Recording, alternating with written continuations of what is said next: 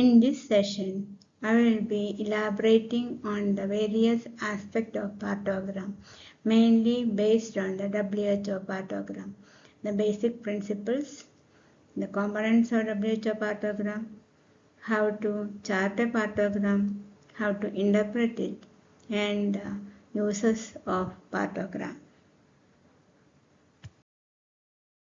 Partogram is a graphic recording of all the events in lab.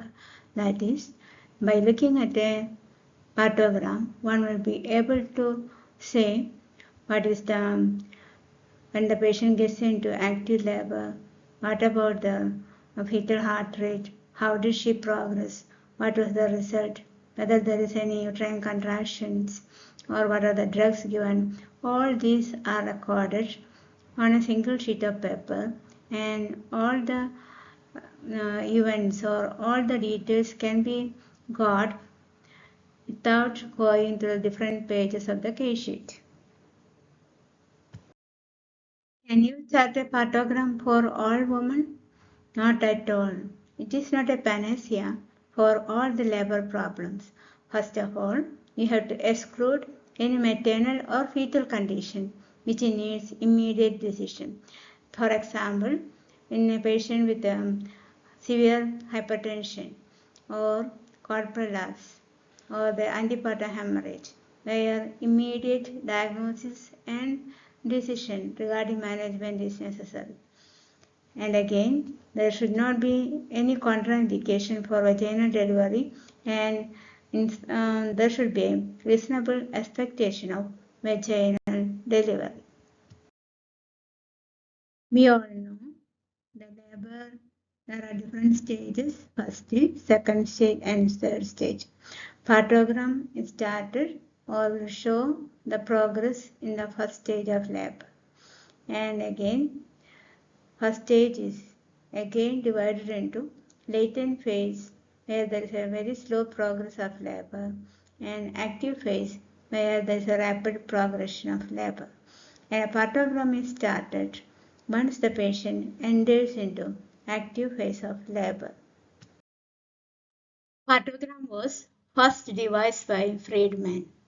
After that, there are people all over the world who has worked on the partogram, like Philpott, Fishers, etc. And they have found that all over the world, women in labor follow more or less a similar course. WHO has incorporated various components of these partograms and has devised its own partogram. It has been revised from time to time depending on evidence based. And now we follow the WHO modified partogram, which is shown in this figure. WHO partogram has mainly 5 parts. First is the identification part or the biodata of the patient. Second, showing fetal chart. Third is the most important, which shows the progress of labor. It also has a part showing the uterine contractions and a maternal part. We will discuss in detail various parts of the modified partogram. The first component of the WHO partogram is the identification of the patient or regarding the biodata of the patient, which include name of the patient, her obstetric score, hospital identification number, date and time of admission, whether the membrane ruptured or not. If ruptured, how many hours before. All this should be recorded at the time of admission. The fetal chart has 3 characters to be recorded. One is the fetal heart rate, which is recorded every half an hour.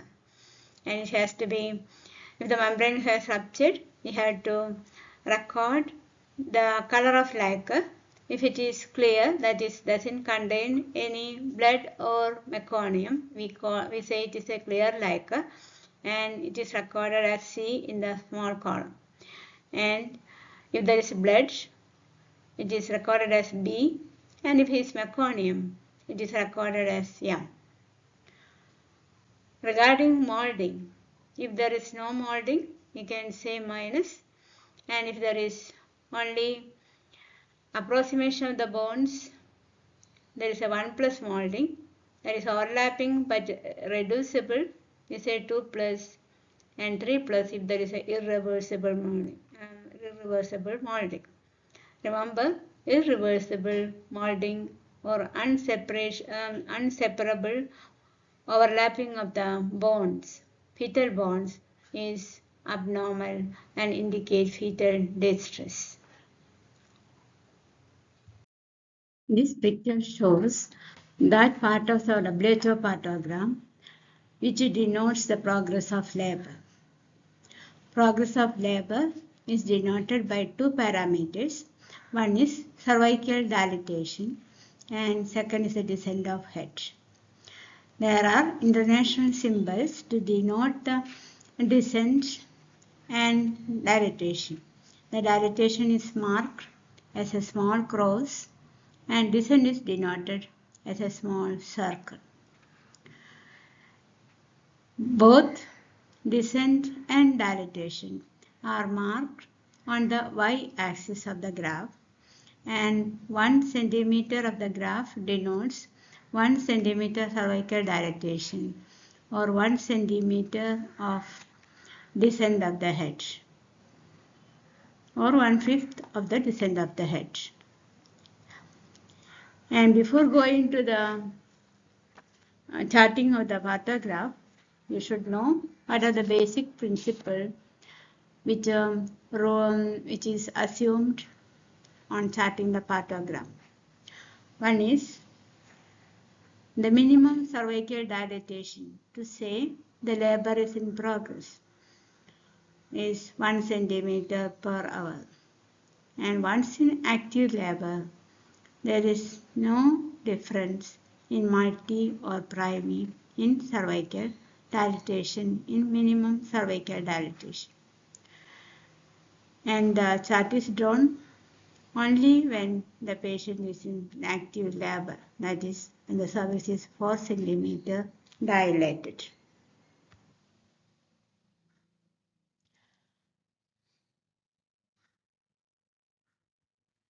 There are two pre-drawn lines on the chart.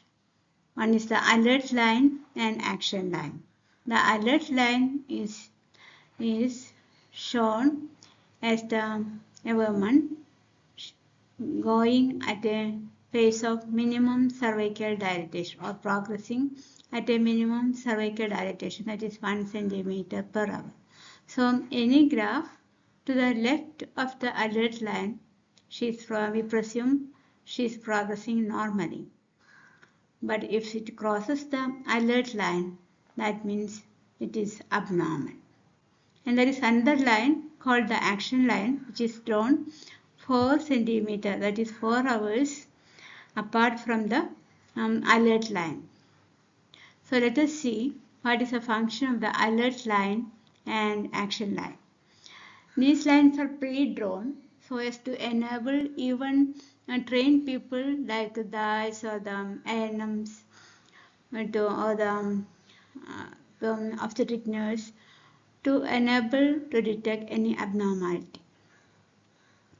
And when a woman's plot crosses the alert line, the management depends on where is she taken care of. If she is in a primary health center where there is no facility for a cesarean section or neonatal care, she should be transferred to a tertiary care center. If she is in a tertiary care center, that is a time for reassessment to find out the cause for delay or failure to progress. The factors which determine a vaginal delivery are: one is the passenger, that is the fetus. Second, the pelvis, called the passage, and the folds, that is the uterine folds. Any abnormality in any of these three can result in failure to progress.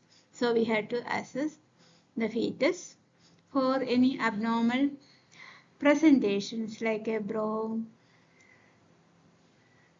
or a malposition like a occipito-posterior position, or in rarely it may be a congenital anomaly which may be misdiagnosed or not undiagnosed. It's like a hydrocephalus, which is rare nowadays due to the presence of ultrasound. Another factor in the fetus is the size of the fetus may be estimated or underestimated. So reassess all these factors and see whether there is any abnormality. Second is the passage. We have to assess the pelvis for any abnormality in the shape and capacity of the pelvis, which will hinder the progress of labor. And if there is no mechanism, then the third factor is the uterine force, whether it is adequate or not. And if there is any abnormalities found, take decision accordingly. Or if there is no, the passenger and the pelvis is normal, or you don't suspect any mechanical obstruction, then take steps to augment labor. That is, you can add oxytocin or increase the dose of oxytocin if you're already on oxytocin, or if the membrane hasn't ruptured, you can do an artificial rupture of membrane which will hasten the labor. If there is dehydration, correct it. So all these remedial measures is taken and wait for another 4 hours. By this time, if the remedial measures are effective, she would have progressed normally and delivered. If not, her graph will cross the action line, and that is the time to take action. That is, she should be delivered then and there.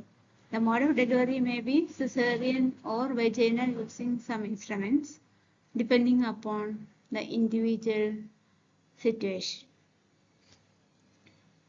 Now coming to the recording of the descent of head, there are 2 ways to record the descent of the head. WHO recommend descent of the head by palpating per abdominally. By the second pelvic rib, you can denote how much part of the fetal head is palpable per abdomen. If the whole head is palpable, it is denoted as 5-5. And you chart at the mark 5 centimeter. Then, depending upon the descent, it may be 4/5, 3/5, 2/5, 1/5, or 0/5. Another way to chart the descent is to denote the station from the pelvic examination finding.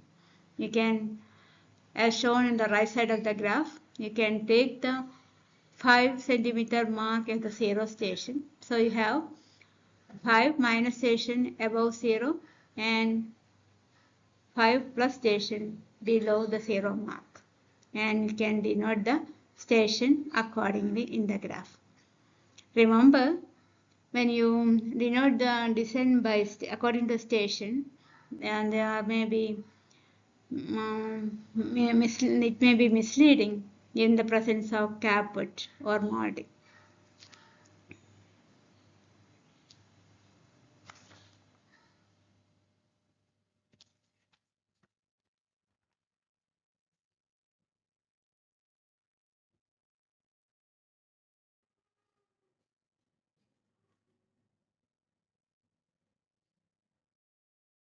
So we have already discussed regarding the progress of labor, how to chart the progress, and what are the functions of the alert line. Remember, the alert line has 2 functions.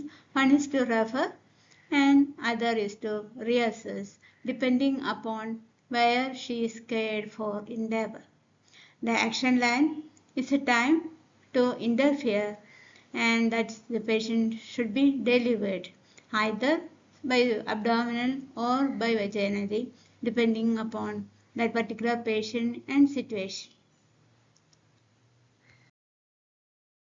Contractions are recorded on the partograph every half an hour, and each observation lasting for 10 minutes. So you have to record the number of contraction and the duration of contraction on the partogram, and how to record the number and duration. Each small square represents one contraction, and the duration of contraction is denoted as follows.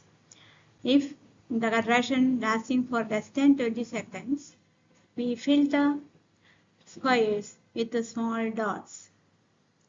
If the contraction is more than 20 seconds but less than 40 seconds, then each square is filled with a stripe or lines. And if the duration of contraction is more than 40 seconds, then each square is darkened. So that is how you represent the contraction. So by looking at the graph, we can make out how many contractions are there in 10 minutes and what is the duration of each contraction.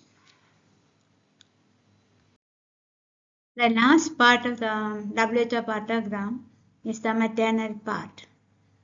It shows whether the labor has been augmented with the oxytocin or not, and if it is augmented, what is the rate of flow of oxytocin, how many units per liter, how many drops per liter can be recorded every half an hour.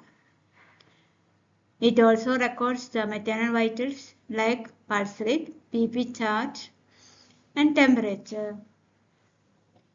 All this can be recorded on the partogram. It also mandatory to record the urine, its volume, protein, and acetone. You know, when the labor is prolonged, there is likely to be dehydration, and the woman may go for acidosis. So the detection of acetone and noting the volume is important during labor. And patients with hypertension may develop proteinuria or may have protein in urine. It also can be recorded on the partogram. Any other medication which was given to the mother during labor can also be recorded on the partogram. So in a nutshell, you can see all the details of the patient, whether she has been given any medication, whether she has augmented, what is her pulse rate, temperature, everything will be recorded on the partogram. Let us see how to chart a progress. For example, we will take a case of a primate who is admitted in the labor room at 8 a.m. At time of admission, it is 4 cm dilated, bag of membrane plus, vertex at -2 station and pelvis normal. After 4 hours, that is at 12 noon, it is 7 cm dilated, bag of membrane plus, vertex at 0 station, and artificial rupture of membrane done, Liker was clear. At 4 p.m., the cervix was fully dilated, membrane absent, vertex at +5 station, that is the head is crowning, and she had a full-term normal delivery at 4:30 p.m. So let us look how her chart is drawn.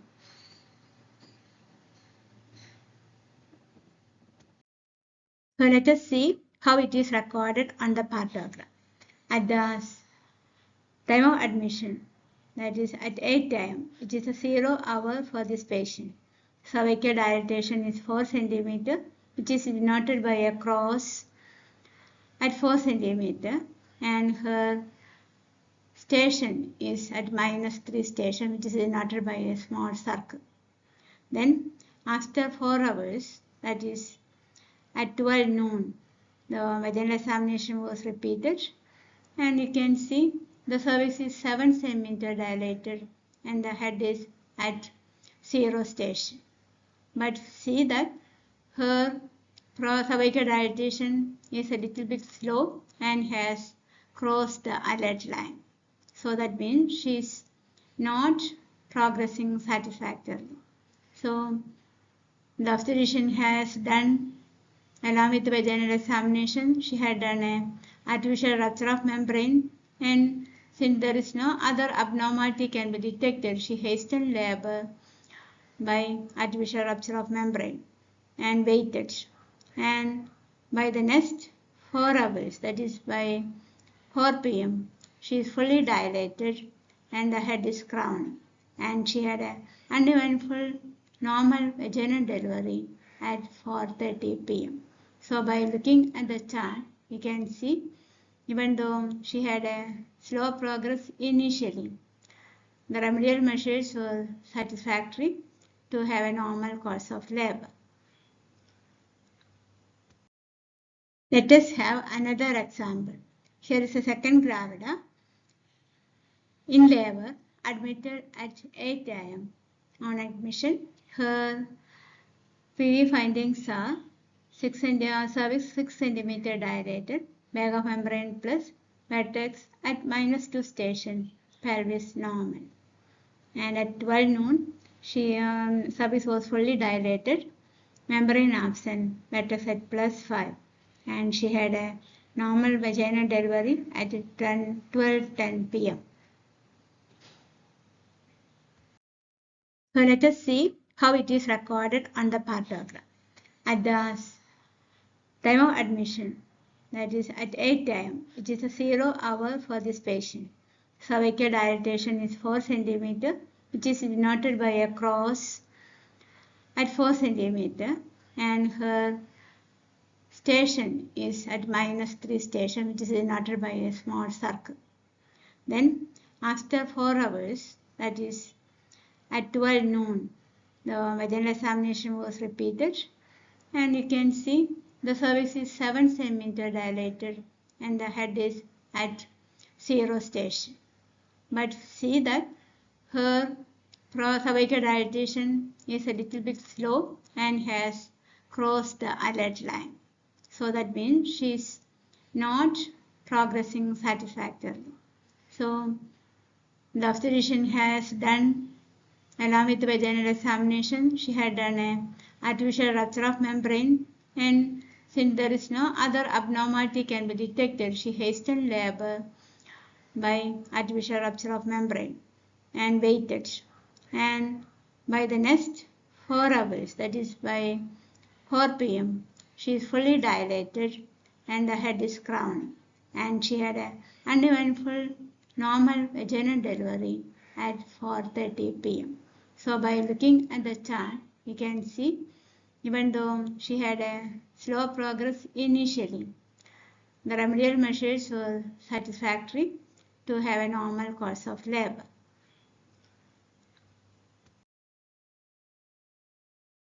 Again, by looking at this graph, you can see the fetal chart shows normal fetal heart rate. The progress chart shows her graph is to the left of the alert line, and which is quite normal, and here sufficient uterine contraction. Initially it was 3 contractions, but it was not sufficient, but by the end of labor she had 5 contractions, which is lasting for more than 40 seconds, and the BP, pulse, everything is normal. There is no proteinuria or acetone. Volume is 200 ml. And you can see that she had a normal vaginal delivery at 11:10 a.m. Live baby, and weight was also recorded. So by looking at the graph, you can see whether all the events in labor, whether any abnormality in progress, in any abnormality in uterine contraction, any fetal heart rate abnormality, everything like that. So this is a chart showing progress of normal labor. Look at this graph. Here the woman is a gravida for para 3. She was admitted on 25 at 10 a.m. and she had ruptured membrane 1 hour before the time of admission. And look at the fetal heart rate. Initially, it was in the normal range, and as the labor was prolonged or as the labor progressed, there was a dip in the fetal heart rate coming below 100, which is abnormal. And the amniotic fluid, it has been ruptured, so you can see it was clear initially, but towards the end, it was meconium stained. And initially, there was a molding on the fetal head. It was only 1+ or mild molding, but as the labor progressed, the molding is increasing to 2+ and 3+. And coming to the progress of the chart, you can see at the time of admission, that is at 10 a.m., she was 4 cm dilated, that is, she went into active labor, and the head, 3/5 of the head is palpable per abdomen. And after 4 hours, the progress was only, the cervical dilatation was only 6 cm. So that is, has crossed the alert rate, is to the right of the alert line. So that is abnormal. So this is a time for either referral or reassessment. And they have waited still 4 hours. By the time it was still, whatever remedial measures was taken, it was not having any effect. And there was no further cervical dilatation, and it has crossed the action line. The descent of the head also doesn't show any progress. So they have taken a decision for cesarean section, and the baby was delivered at 4:13. They are settled in a live male baby of weight 4.6 kg. And again, you can see the uterine contractions were, initially there was only 3 contractions lasting for 20 to 40 seconds. And at the end of labor, she had a sufficient uterine contraction. In spite of that, she was not progressing. So, it clearly shows there was an abnormal progress in labor. Let's see what are the functions of the partogram. It will predict labor abnormality before now there is a prolongation of labor, so that we can avoid the complications of prolonged labor. The complications of prolonged labor are intrapartum sepsis, fetal distress, fetal demise. On the maternal part, prolonged labor may lead to obstructed labor, ruptured uterus, maternal morbidity and mortality. So it will predict labor abnormality so that we can take measures and prevent the complication of abnormal or prolonged labor.